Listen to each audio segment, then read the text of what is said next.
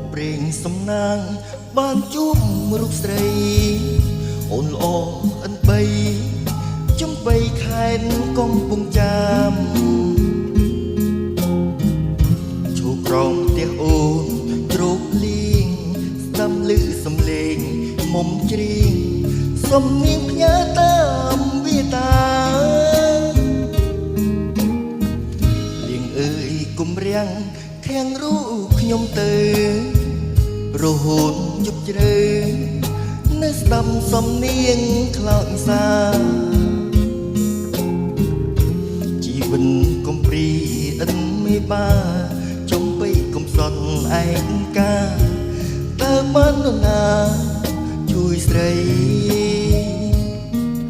មានស្នេហ៍ជប់ព្រួ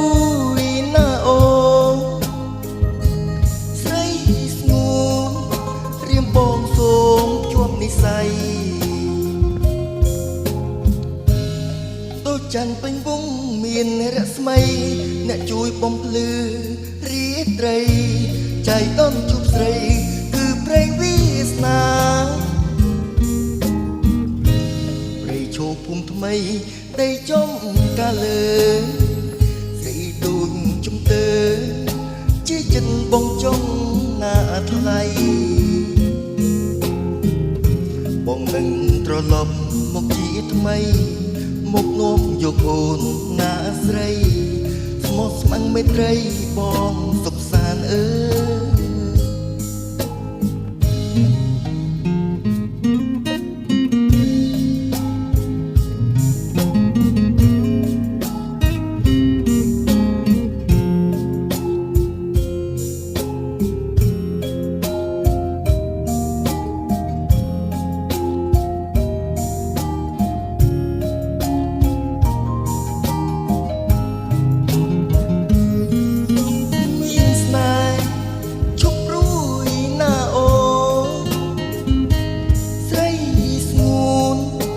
បងសូមជួបនិស័យ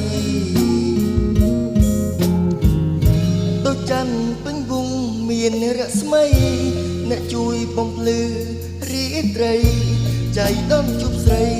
គឺព្រេងវាសនាព្រៃឈោភូមិថ្មីដីចំកាលើស្រីដូចជំទើជាចិនបងចង់ណាថ្លៃនឹងត្រឡប់មកជាថ្មីមកនាំយកអូនណាស្រីស្មោះស្ម័គ្រមេត្រីបានសុខ